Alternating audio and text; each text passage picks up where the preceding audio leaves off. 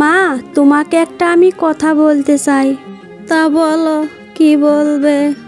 বলি কি মা, শিবু তো এখন অনেক বড় হয়ে গেল। শিবুকে যদি একটা বিয়ে দিয়ে যায়, তাহলে তো আমরা দু বউ মিলে আপনার সেবা যত্ন করতে পারবো। বুঝেছি বৌমা, তোমার একার পক্কা করতে কষ্ট হচ্ছে, সেই জন্যই তো এ কথা বলছো। যাও তুমি, তোমার সেবা যত্ন কিচ্ছু করতে হবে না গো। এই যে মা, আপনাকে বলি এক আর আপনি ভাবেন আর এক। হয়েছে হয়েছে, তোমার আর কিচ্ছু করা লাগবে না, যাও তুমি এখান থেকে।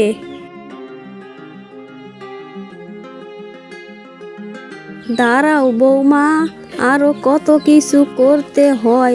আমাকে তো চেনো নাই, আমার সাথে পাল্লা লেওয়া আমিও দেখবো বৌমা।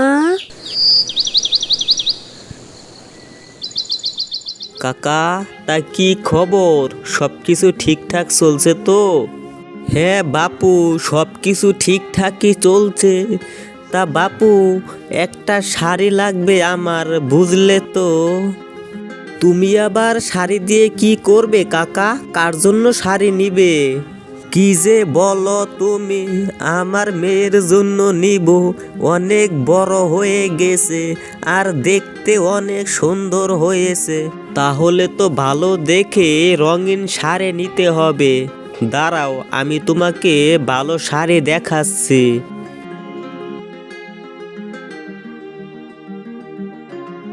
কিরে, তুই আবার কি মনে করে আজ দোকানে আসলি? কেন দাদা, আমার কি দোকানে আসা মানা আছে নাকি? না না, তুই তো দোকানে আসতেই চাস না।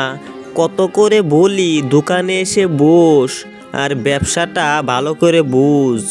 সব এখন আমাকে দিয়ে হবে না, পরে দেখা যাবে। আমার 1,000 টাকার দরকার। 1,000 টাকা?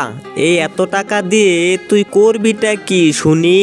কালকে বন্ধুর বিয়ে আর পরশু বৌভাত, খালি হাতে যাব নাকি বিয়ে বাড়ি? না না, আমি তো সেটা বলিনি। এই নি। ঠিক আছে, আমি তাহলে গেলাম দাদা।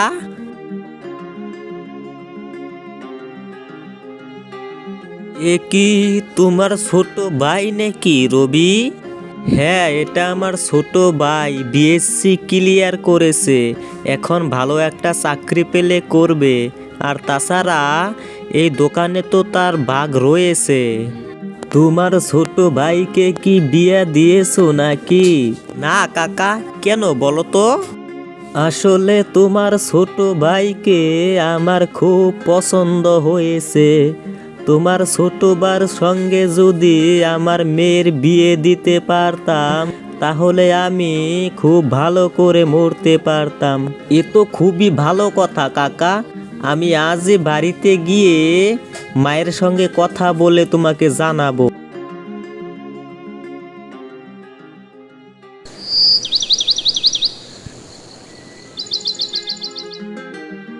কি গো গিন্নি, তুমি বসো না কেন?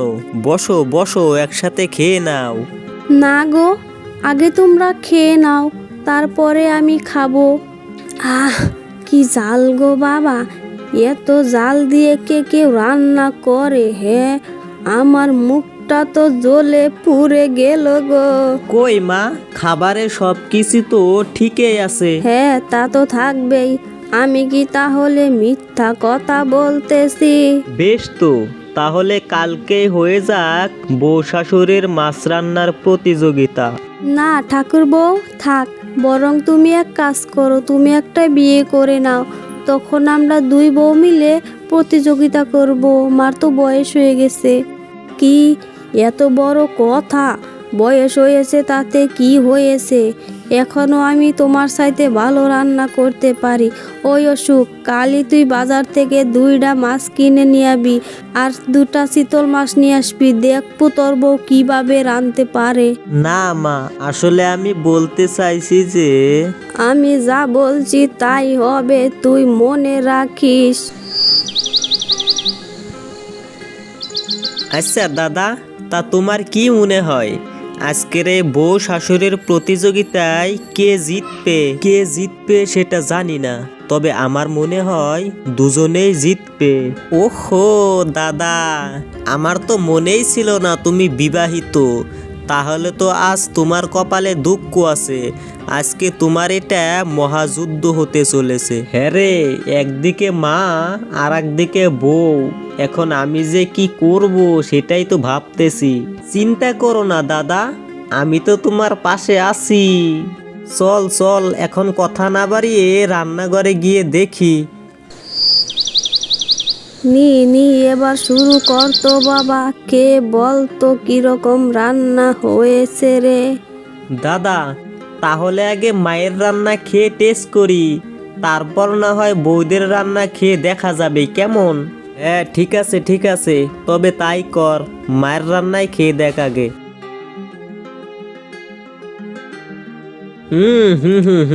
মা, সেই স্বাদ হয়েছে, তোমার হাতের রান্নার কোনো তুলনাই হয় না। এবার বৌদি তোমার রান্না দাও।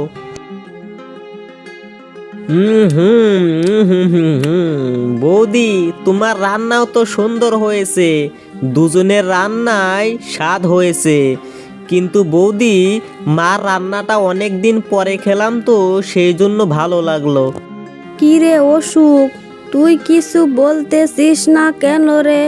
হ্যাঁ মা, তোমাদের দুজনের রান্নায় ভালো হয়েছে, ছোটবেলা থেকেই তোমার রান্না খেয়ে এসেছি, তোমার রান্না কি খারাপ হতে পারে বলো? আসলে মা, আপনার কাছ থেকে আমার আরো অনেক কিছু শেখার আছে। আমি যতই ভালো রান্না করি কিনা, কিন্তু আপনার কাছে সেটা কিছুই না। ঠিক আছে, তোকে আমি আমার মতো করে রান্না করা শিখিয়ে দিব। এবার সবাই মিলে খেতে বসতো।